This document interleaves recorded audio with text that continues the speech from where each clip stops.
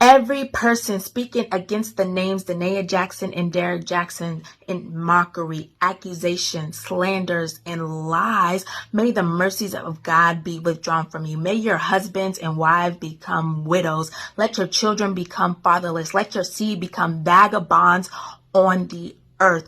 Let the words of your mouth and your words of your hands be returned back to you. Let it go down your throat and choke you slowly until your days become few on the earth. The word of God says, touch not my anointed and do my prophets no harm. You've been warned.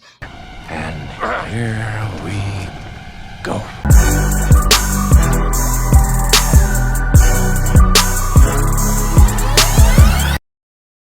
For those who don't know, that was Danaya Jaxn, the wife of failed relationship guru Derrick Jaxn. They've been going through a rough patch over the past year or so, especially since he's been exposed as a serial cheater. And for those who don't know who Derrick Jaxn is, aside from being a failed relationship guru, he's an all-around con man, a butthole.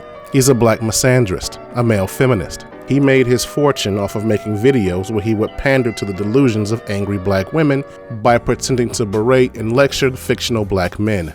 If you ever want to make a lot of money, join the dating industry and give women fluff. You see, Derrick Jaxn. We all know Derrick Jaxn making bang. He would have these dramatic rants in his car where he claimed to have had conversations with friends. I say fictional because ain't nobody listening to that crap. He was performing for the camera. What he was doing was giving the ladies the impression that he was telling us no good ninjas off. But there were no men in his audience. His following was 99% female, so he was speaking to the wind. So needless to say, I was not a fan of his. And that video you just saw in the introduction, that was made less than a month ago, just prior to him being caught cheating a fourth time with what looks to be a serious girlfriend. Now, I'm saying this is serious because he felt comfortable enough to take pictures with her and go out in public with her. Now, I don't want to give away the new girlfriend's privacy, but I've seen her Instagram page and everything suggests that she's been with Derrick for at least 6 to 7 months. And all of this was going on while his wife was still fighting for their marriage. So as you can see, Danaya Jaxn was at least committed towards saving the marriage, while he apparently wasn't. So while she was praying and storming the gates of heaven and petitioning God for a miracle, while simultaneously condemning those who made fun of them, he was out screwing somebody else. Now, I don't want to mock or belittle her because even though she looks a little bit silly in the video, she's really the victim in this situation. This is a woman who's in love that's watching the man that she's in love walk out of her life, so she has a right to be a little bit crazy. But from what I can tell, she's a lovely woman. I've been watching her behavior from afar on social media, going back to the first wave of affairs that he had, and she appears to be sweet, submissive, faithful, and pious. Character-wise, she's everything a man is supposed to want, what men say they want. Yet she's dealing with a man who has routinely cheated on her. And in this last occasion, he's been brazen about it. Like I said, he's out in the open with this new chick. So she doesn't deserve any of this. She's innocent, and I don't feel the need to pile on her. Not only that, but there are children involved in this scenario. I believe they have 2 or 3, and I hate seeing a family being destroyed. So I empathize with both her and her kids. But I'm gonna keep it a buck with you. I have no sympathy for Derrick Jaxn. Like everybody else, I celebrated him being exposed as a liar and a hypocrite. I mocked him for 7 days last year when he was caught, as did every black man that I knew on social media. We had a wonderful time exposing him. Because Derrick Jaxn, in spite of being a husband and a father, is the worst kind of individual a man can come across. He's more than just a male feminist, a misandrist, and a pander bear. He's a dirty Mac. A dude who sells false dreams to make himself look good by comparison. Every day this guy gets up on his platform and bashes black men while portraying himself to be some gift from God. And it worked. Dude has garnished a massive following because he looks the part. He's tall, he's handsome, articulate, charismatic with an athletic build. And somehow he's able to understand the mind of the bitter female. However, his success has led to the destruction of a lot of relationships. Women have either given up on good men or they've not given them a chance because they're beholden to this image that he sold them of what a man should be.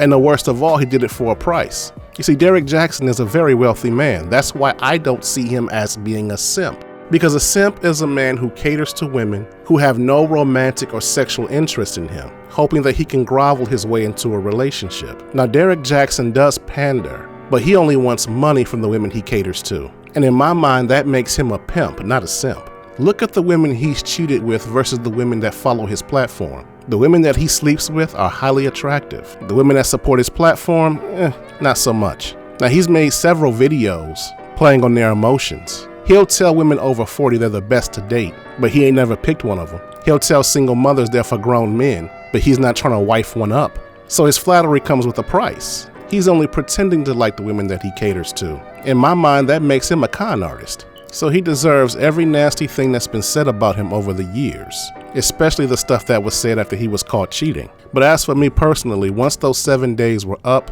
Derrick Jaxn was out of sight, out of mind. I didn't care about him because a large chunk of his followers, his audience, abandoned him once he was exposed. So to me, he's been irrelevant, a dead issue, nothing to talk about. A few months ago, he made a few ripples in the water because he wanted to slander the memory of Kevin Samuels shortly after his passing. But like most people, I didn't pay any attention to it because the video didn't have many views and nobody was taking him seriously. Primarily because we all knew what it was. He was trying to desperately revive his career, be relevant again. So fast forward to today and he's getting a divorce. Now, when I heard about it, the first thing that popped in my mind was, damn, that's bad for business.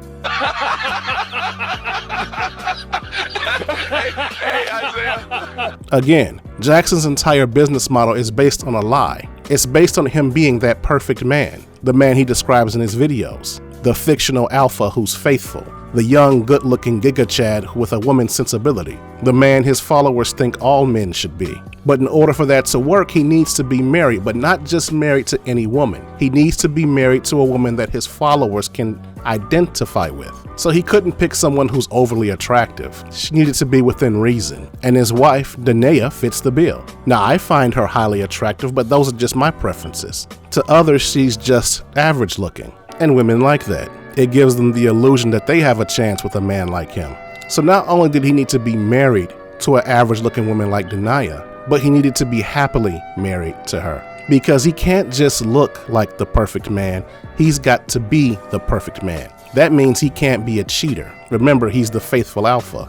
And that's how his hustle works. But apparently he doesn't seem to care about the business because he's out here with his new side piece. And look at her. Again, she's anything but average looking. That's not what his wife looks like. That's not what his followers look like. So obviously Derrick Jaxn is not the man he markets himself to be. Now, I had no intention of speaking on him in this impending divorce because I'm a critic of culture, entertainment media, and I generally punch up, not down. You know, I'm critical of big media corporations like Disney, A-list celebrities. I typically focus on the messaging in media. I don't put much stock into YouTubers and social media influencers like Derrick Jaxn because he appeals to a niche market and he's already been exposed as a fraud on multiple occasions. So in the grand scheme of things, he's small potatoes, irrelevant, inconsequential. He's a man of no value. However, I felt the need to discuss him because he's been playing the religion card as of late. Nothing is right until it is right with God. And religion is a part of culture. You see, Derrick Jaxn is no fool. He knows his demographic, the woman he appeals to, which is middle-aged black women. They, more so than any other demographic, tend to be religious, and they go to church on a regular basis. So I suspect he's been playing up this religious card to have a stronger appeal to his base, especially now that he's been exposed. So I suspect that he's trying to rebrand himself through religion. Even in his announcement of his impending divorce, he mentioned prayer. Now, as a man of faith myself, I don't like that. I don't like when people use my faith as a tool of exploitation because he markets himself as a Christian. But personal opinions aside, I believe the primary reason why he's doing this is because he knows it's an excellent cover. You see, if he can rebrand himself as a religious figure as opposed to a relationship guru, he can continue robbing women blind. Here's what I mean. Let's look at Bishop Eddie Long. He was indirectly involved in a Ponzi scheme where millions of dollars were stolen from his congregants. Now, he didn't steal the money directly, but the man responsible for the theft he introduced to his congregation.